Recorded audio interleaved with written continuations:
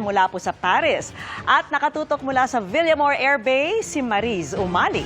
Mariz, kamusta na dyan?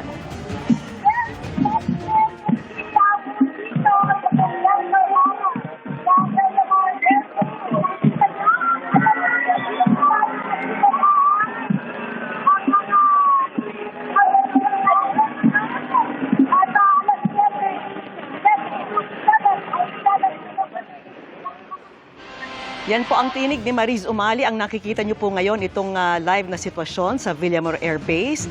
Nakarating na nga itong mga atletang Pinoy na lumahok at nagbigay ng karangalan sa 2024 Paris Olympics.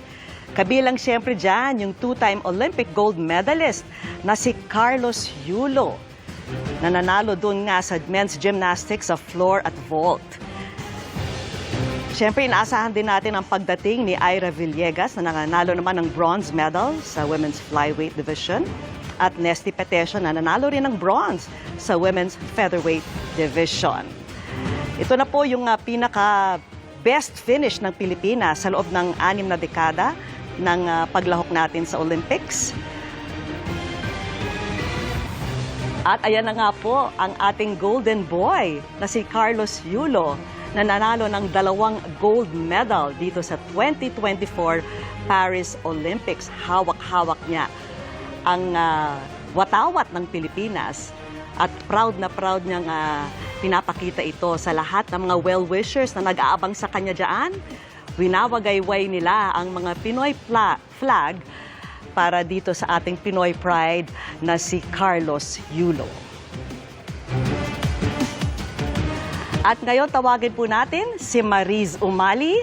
Mariz, kamusta na dyan? Ang taas siguro ng energy. Ayan! Becky, naririnig mo ako? Naririnig mo ako? Yes na yes. Hello? Yes, Go ahead, Mariz. Kaya nga na nabanggit ko ay a very festive ang mood dito sa presidential hangar ng Villamor Air Base, Vicky. At nakikita na natin na nakababa na nga ang ating mga magigiting na mga Olympian. At hawak-hawak ni Nesty Petesio ang watawat ng Pilipinas, kasabay niyang bumaba ng passenger steps mula sa chartered flight.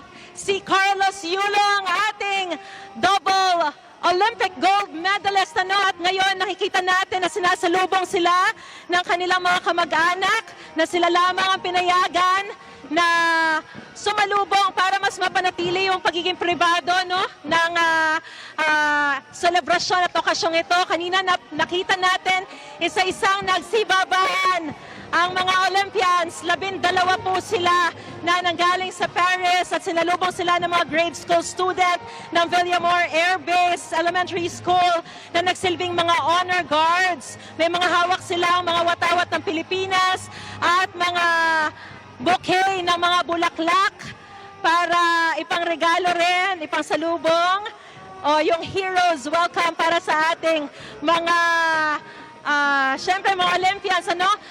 7:07 ngayong gabi nang nag-touchdown dito sa Villamor Air Base via chartered flight ng Philippine Airlines PR888. Ang pinakaabangan natin, ang pinakaabangan na sambayanang Pilipino, ang magigiting natin mga Olympian na nagtaas ng watawat ng Pilipinas sa mundo. Kabilang nga, gaya na nabanggit ko, ang ating Olympic double gold medalist na si Carlos Yulo na dumating na sa bansa. At 50 mga grade 4 students ng Villamor Air Base Elementary School ang sumalubong sa kanila.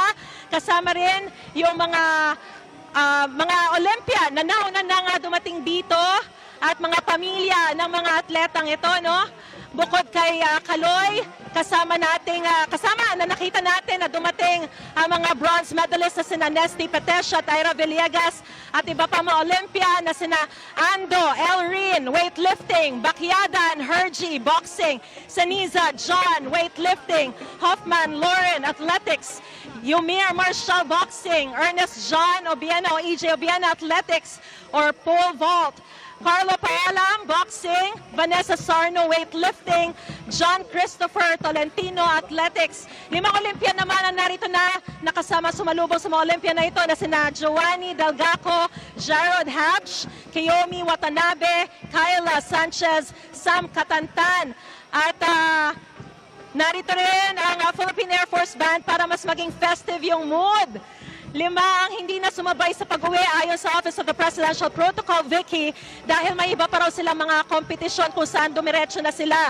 Kabilang dyan sina Ardina Doti, Alea Finnegan, Levi Jong Ruvivar, Emma Malabuyo, Bianca Pagdanganan.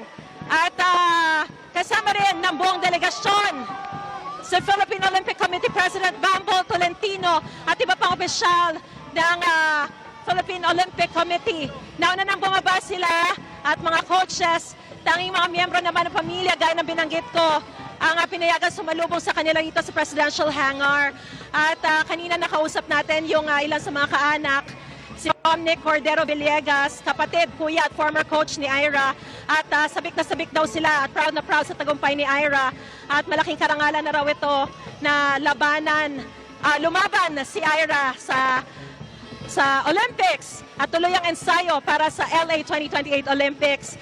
At yung mga Olympian na ito ay bibigyan lang na ilang minuto na makapag-refresh sa loob bago dumiretso sa Malacanang kung sila sasalubungin ni Pangulong Ferdinand Marcos, First Lady Liza Araneta Marcos at First Family, at magkakaroon doon ng awarding ceremony na susundan ng dinner reception. At bawat isa sa mga Olympian gagawaran ng presidential citation kamit nga ni Carlos sa Paris Olympics na double gold pa, pagkakalooban din siya ni Pangulong Marcos ng Presidential Medal. Katabi na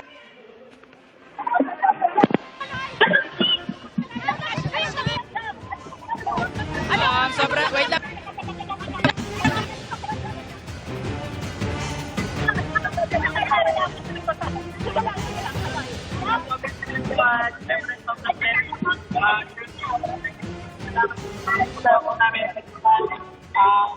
Kailangan po tayo lang ng Panginoon na panalo tayo ng isang medalya. Panalo po namin. Medalya, panalo po namin. Of course, meron pa po akong isa pa pong Olympic 28. Paghahanda ko po yun na mabuti at magpa-practice pa po ako na maigi pa. Kaloy, how do you plan to reward yourself? Lalo mo after this one, magbabakasyon, magpapahinga, bago yung ating pagsabak sa susunod na Olympics. Of course, magpapahinga din po.